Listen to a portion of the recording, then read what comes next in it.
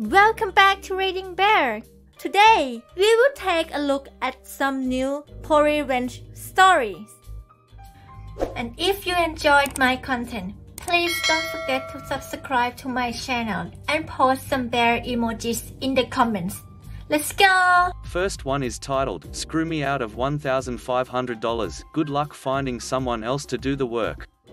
I got hosed by a residential construction contractor years ago.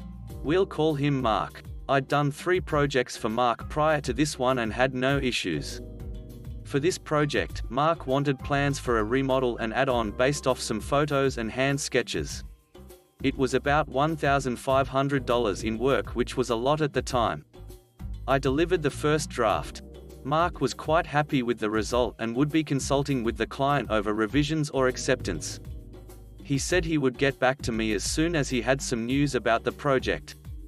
Typically I would just run a tab on something like this, as there is no limit on revisions and updates until the project is finalized. Everyone understood that the meter is running when I'm working. In nearly a decade of this line of work, I'd never had any problem with anyone paying. So after delivering the first draft to Mark, I waited on the revisions. It was a pretty decent sized project for me at that time and I was looking forward to it. I waited, and waited, and waited. 3 weeks went by. He wasn't returning my calls, so I sent him a bill. 2 days later Mark called and said he didn't get the job, so he wouldn't be paying. Whoa, we didn't have an agreement of me getting paid if he gets paid. I get paid for my time regardless and never work on a bid arrangement. He still refused, so I told him to take a hike. Also, I let some other freelance CAD guys know about him. We were competitors, but there was so much work we would refer projects to each other if we were overloaded. I resigned myself to losing that money. It wasn't actual money lost, as all I have invested is my time. But that's time I could have spent working on another project that actually paid. My time is where I make my money. I didn't have materials I would mark up or subs I managed. I was a one-guy operation. So, yeah, it sucked. 6 months later Mark calls, all buddy-buddy like with me. He has a big project with a tight deadline and knows I'm the man for it. He's laying it on thick with me, too. Like I'm a great friend he hadn't talked to in a while, telling me I'm the best at my job, and so on. I knew exactly where this was headed. So I played nice with him and I'm sure Mark thought it was all water under the bridge. The next day I sent Mark a bid that was high, about 50% more than my typical rate, tacked $1,500 onto it and told him I wanted it all up front. Mark called 10 minutes later and wanted to know why the price was so high and payment required up front. Those were not the terms of our previous projects. So I explained it to him, as he seemed to be suffering from selective amnesia. Mark starts begging me to do the project. This isn't a bid, he claims, he actually has this project in hand. Mark also is apparently having trouble finding someone to take on this project. Apparently, he'd managed to stiff all the good operators in the area, so he worked his way back to me. I told him I'd be more than happy to take on any project he had once the $1,500 was paid, and all further projects would be paid up front. I never heard from him again. He didn't get that project either, even though he claimed it was locked up. Mark's wife actually owned their business. It had an effeminate name and they used this female-owned construction business as a selling point in ads and at trade shows. I'd guess 2/3 of their clients were landed just on that piece of deception. The wife was mainly just the face of the company and a marketing point. She wasn't involved in the business beyond that. So when Mark started complaining about difficulty getting subs to work with, she started calling around. I heard through the grapevine that she was told off several times. Anyone who has worked with a construction subcontractor knows they can be rather blunt, to say the least. They weren't just screwing the CAD guys. Subs in every category had been stiffed. A year later Mark and his wife were sued by multiple subs and customers. Mark really screwed up a few houses, putting in the wrong flooring, getting paint schemes wrong, and so on. They lost these court cases and tried to get out of it by filing bankruptcy. They got a few dismissed, but not all of them. Last I heard they got divorced and he was stuck with a lot of the debt because she was able to prove she wasn't involved in some of the decisions. But she had some debt too. I like to think I got the ball rolling when I let some other subs know about their shady practices. Next one is titled, Try to Wrongfully Charge Me $4,000 for Torn Carpet? It's your bill now. I'm a college student and I desperately needed to find a sublease for this past spring and summer. So I ended up finding one at a pretty nice apartment complex in my city. The guy, we will call him Bob, seemed cool. We had a mutual friend. Everything went great. However, Bob wants to do the sublease under the table, without the office getting involved. Okay, no worries, I've done this before.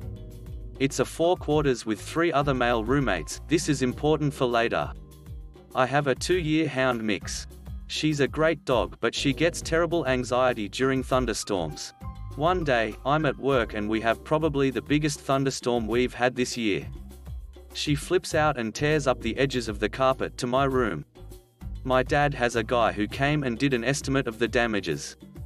He told me it would cost between $200 to $400 to recarpet the room.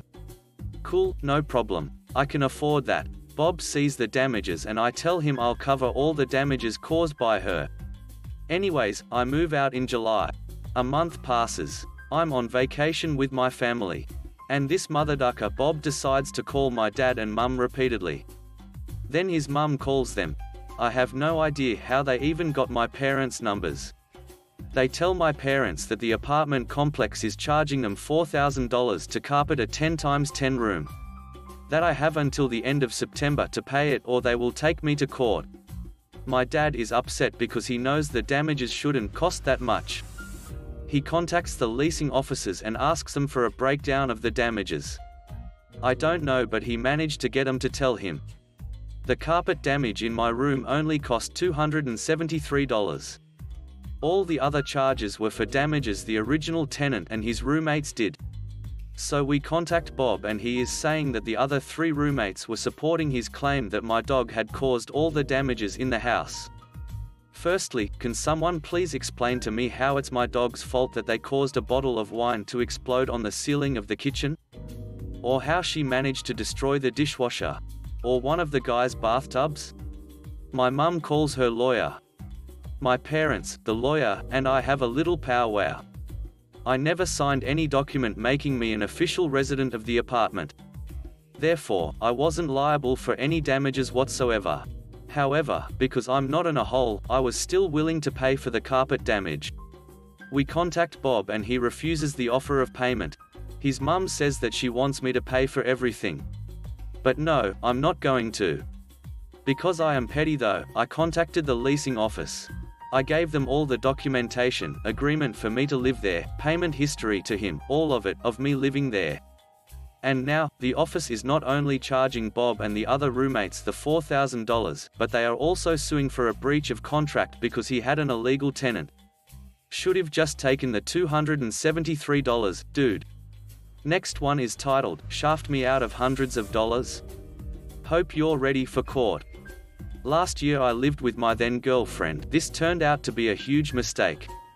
Soon after moving in it became clear that she expected me to cover her rent from time to time. As she was between jobs I let this slide expecting to be paid back in due course. It was a similar story with household bills. Whilst she paid her share to begin with, she eventually refused to contribute. I asked her if she could just open an overdraft with her bank till she got more work, which would have been free of charge, but she refused. Within the first few months of living together, she got quite behind on rent and bills. When she finally got a job, she began to catch up on arrears but was always reluctant to pay. I thought she might be reluctant because it left her with little money, which would be fair enough. But things continued this way even after she got a better job. When she refused to pay rent one month, I explained that this wasn't fair and insisted that she pay up. After the considerable outburst she paid, but not without making it clear that this wasn't what she wanted to do. During this argument, I was in a different town working and a few days later she let me know that she'd moved out, and broken up with me. I was upset with the breakup, and further upset that she insisted she didn't still owe rent or bills, which left me in a dire financial position. To cut a long story short, she realized her mistake and came back a few weeks later, but with a renewed conviction that she didn't owe me anything because her returning was payment enough. The next few months consisted of her threatening to leave at multiple points for not supporting her enough, despite me buying most of our food, letting her pay late, and bringing her lunch every day. She even repeatedly threatened to kill me one night after coming home drunk. I thought this was especially rude considering I'd stayed up late to make sure she got home safe. Other notable events were her and her mother having a deep discussion on how to leave me high and dry on rent. Her mother was a classy lady, and her getting verbally abusive that I wouldn't drop her name from the tenancy agreement must have thought I was stupid. Needless to say, the relationship wasn't meant to be and didn't last into the new year. Ex-girlfriend ended it. She eventually moved home but agreed to meet her obligations and pay her the remaining half of the rent. Sometime after this had boiled over, I met a fantastic girl and we eventually got together. Happy days, I thought. Not quite. Ex-girlfriend discovered I had met someone else and absolutely lost her crap, calling me all names under the sun, calling me out for betrayal, etc. She didn't consider that breaking up with someone might make him not want you anymore. Incensed, ex-girlfriend stopped paying. At the time I hadn't been keeping track and thought she owed me around £300. After she calmed down, she agreed to pay. A few days passed with no payment when I got a message from her mother claiming everything was paid and to stop asking her daughter for monies already paid to you. She went on to say that any further requests for money could be treated as harassment. At this point, I was irritated by the entitlement and rudeness of the pair and went back through my bank statements to check exactly how behind on payments she was. It turned out the shortfall was more than double what I initially thought. So I prepared a formal letter of demand for payment and posted it to ex-girlfriend's address. Several days later, I got a call from the police saying that a harassment report had been made against me. I explained the situation and the police confirmed that no harassment was made. I was surprised that ex-girlfriend would waste police time to try to get out of paying the debt and decided to take pro-revenge to obtain justice. I discovered that for the entire period of our tenancy, ex-girlfriend hadn't been paying council tax. Essentially, she hadn't told the council she lived there. I took it upon myself to inform the council that there was a second person living at the property avoiding tax. They were appreciative of this information and further appreciated me furnishing them with an up-to-date home address for tax dodger ex-girlfriend. In parallel, I took ex-girlfriend to court over the unpaid rent and bills using the tenancy agreement we signed and got the majority of it back. Next one is titled, Be a Dishonest Boss, Get a $1 million Fine. He totally did it to himself. I was working for a local computer build company back in the 90s. The owner, let's call him George, was a bit of a douche that liked to party. He struggled to get his business off the ground and took the lion's share of the profits made once it did. All that is to be expected. You take the risk, you take the rewards. I came on and ended up the best tech he ever had in the shop. He paid me fairly well but not enough for what I was doing. I finally started doing on-site work for a substantial amount more and we were both happy. I got 30% of the on-site fee per hour and he got 70%. Now, during this time the computer industry was tightening up and profit margins had shrunk. The owner decided to do some shady things. One time George replaced name brand motherboards in the computers I sold to a customer for a network with generic crap. Half of them failed during install. Since I had listed a name brand motherboard on the invoice, I took them all back and forced him to replace them. Otherwise, it would have been a fraud. All he had to say was, but I make another $40 per workstation if I use the cheaper part. The next thing that happened was I made a 10 computer plus server sale for a new network. I hadn't worked in the build shop for a few months and noticed that they were cloning drives to speed up the build process. Not a big deal normally, but I lost a client due to the owner's shady practices. He cloned the drives, then failed to put the certificate in the customer package for the OS and Office. He couldn't get around the server license, so at least the client had that. Every time the client called about the key codes, he'd tell them they were on backorder. He was cloning pre-loaded and pre-activated drives with Windows and Office.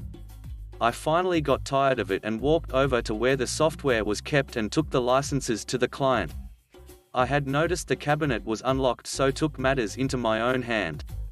The client was still so upset that he refused to do business with me while I still worked for that company.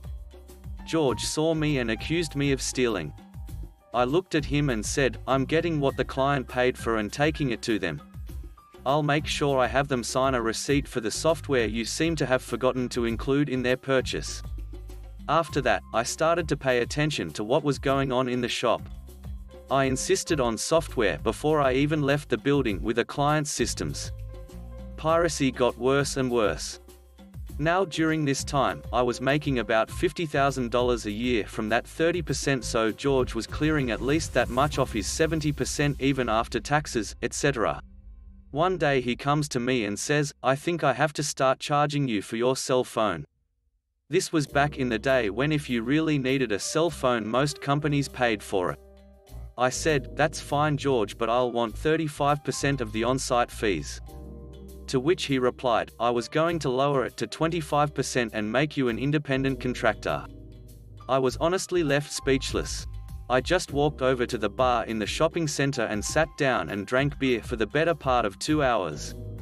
It was the end of the day and I didn't have a late client, so no worries there. I sat for another 2 hours after that just drinking water and thinking.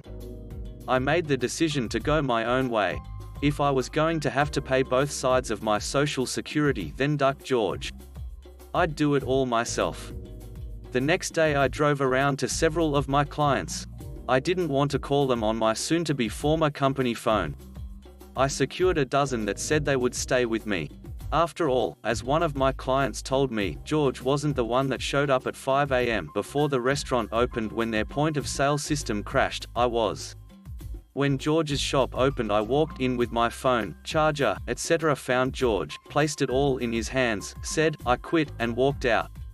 I went and got a phone and called the clients I had spoken with and gave them my new number. Payday came around the next day and I was expecting a bit over $2,000 in the check. George had called payroll in several days earlier as always. Well, lo and behold, no check. When I confronted him, he cussed me out and told me he owed me nothing. I used the same type of line that I used with the guy at the ski manufacturer, my first pro-revenge post. I calmly told him, "Are you sure? I'll cost you a hell of a lot more than $2,000 if you refuse to pay me what I earned." He just told me to get out and I did. Well, I knew I had just cost him at least $5,000 a month because nobody in the shop had a clue what to do with networks. I started my own company and grew my client base. Even after having to pay all my taxes, self-employment tax, and expenses, I was clearing about $45,000 a year. I was going to leave George alone until I got word he was badmouthing me around the city. He was saying I used pirated software and cheap parts. Things I knew he had done and was still doing. I would have let it all go. When he badmouthed me, I went scorched earth on his butt. Revenge. I contacted BSA, the Software Alliance. I gave names, dates, processes, practices, and more. Everything I could remember about clients that had cloned drives and withheld software. About a year later, I was reading my local news when George's company was in an article. It seems secret shoppers went in from Microsoft and bought some of his computers. In the end, they hit him with charges that he made hundreds of illegal copies of Office by cloning hard drives. This was back when once activated Office stayed activated and didn't check again. The end result was he had 3 stores and ended up with only 1 store, along with having to pay a $1 million fine.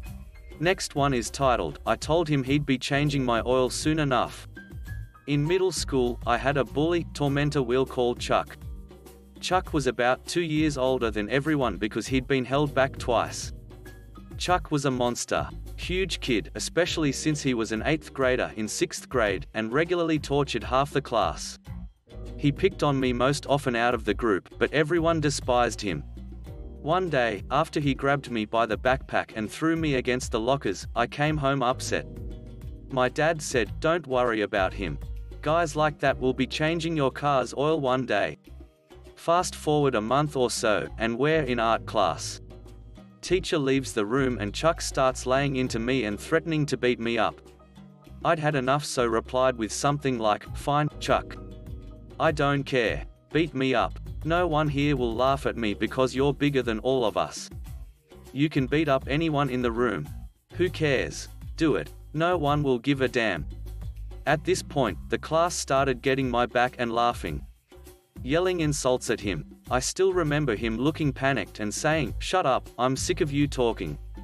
You're stupid." Since I had the support of the mob, I leaned into it and started telling him he was stupid, his parents hated him, he'd been held back twice because he was so stupid, etc. Chuck was visibly shaking and about to start crying at this point.